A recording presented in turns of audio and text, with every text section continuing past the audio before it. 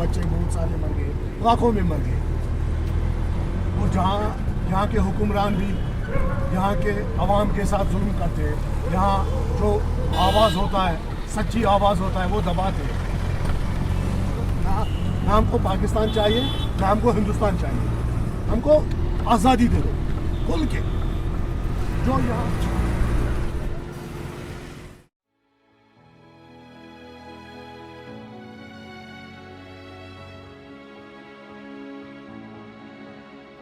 मसला कश्मीर इंडिया और पाकिस्तान के अलहदगी के साथ शुरू हुआ।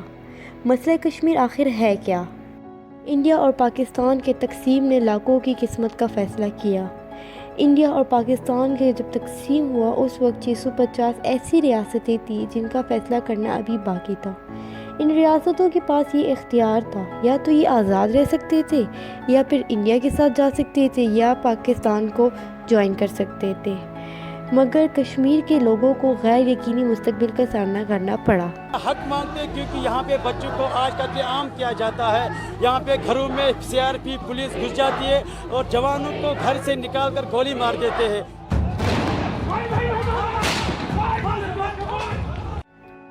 पार्टीशन एजेंडे के मुताबिक मुसलमान अक्सरियत पाकिस्तान के साथ जाएंगे और गैर मुसलमान अक्सरियत जगह हिंदुस्तान के साथ शामिल होंगी।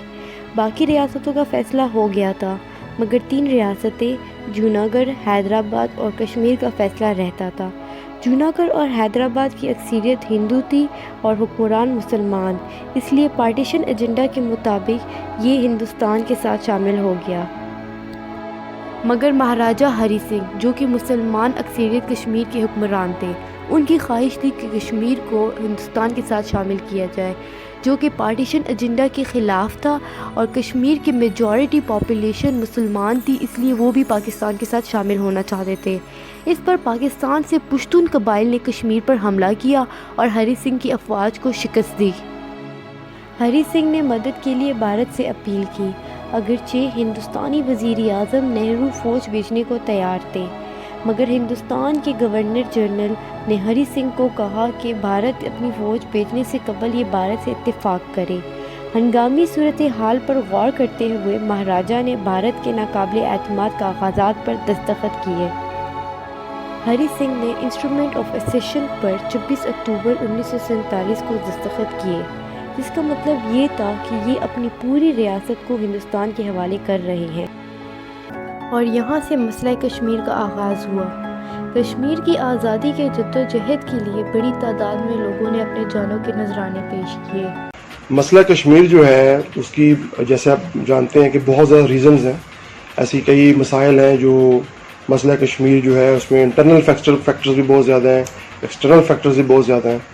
और हम 48 में जंग लड़ चुके हैं इंडिया के साथ, 65 की जंग लड़ चुके हैं, 71 में हमने अपना मुल्क आधा खो दिया है, और कारगिल जो है वो भी कश्मीर इशू पे थी, आपको पता है।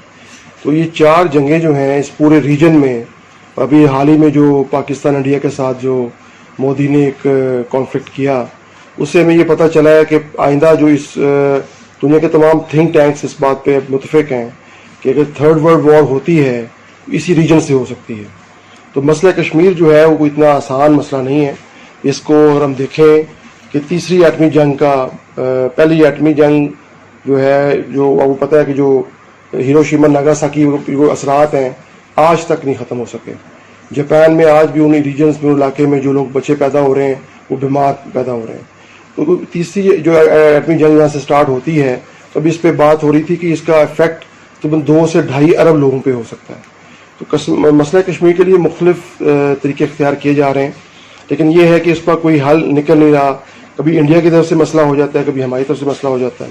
क्योंकि कहा तो ये जाता है कि हमारी तरफ से वो कहते हैं कि हम मसला कश्मीर हल नहीं करना चाहते, हम कहते हैं कि इंडिया मसला कश्मीर हल नहीं करना चाहता।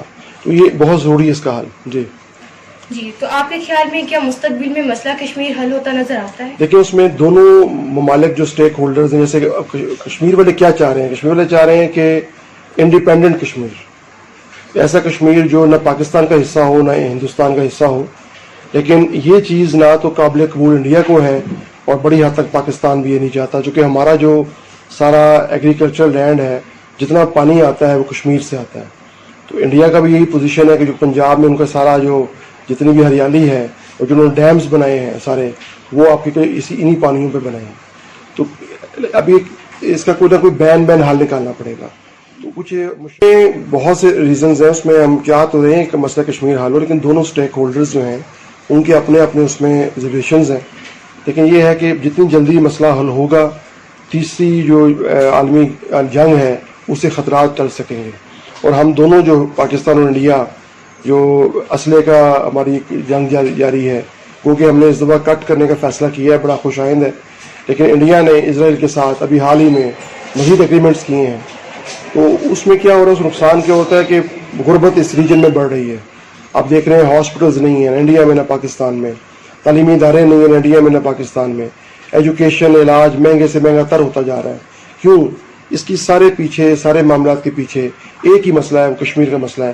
جتنی جلدی مسئلہ کشمیر حل ہوگا یہ سارے معاملات ہم ایڈریس کر سکتے ہیں. کشمیر کی آزادی کے لیے 3 جنگیں لڑی گئی. پہلی جنگ 1948 میں ہوئی، اس کے بعد دوسری جنگ 1965 میں اور تیسری 1998 میں ہوئی. 3 جنگیں ہونے کے باوجود بھی کشمیر آزادی سے محروم رہا. کشمیر کی آزادی کے لیے کشمیری عوام ہر قدم پیش نظر آتے ہیں اور کشمیر کو آزاد کرنے کے لیے اپنا خون اور جان قربان کرنے کے لیے تیار رہتے ہیں. کشمیر کے مسئلے کو صدیاں گزر گئی مگر کشمیر کا حل نہ نکلا. آخر کب تک کشمیری عوام کا خون بہتا رہے گا؟ آخر کب تک بے قصور کشمیریوں کی جان جاتی رہے گی؟ آخر کب تک کشمیری عوام اپنی خوشحال زندگی سے محروم رہیں گے؟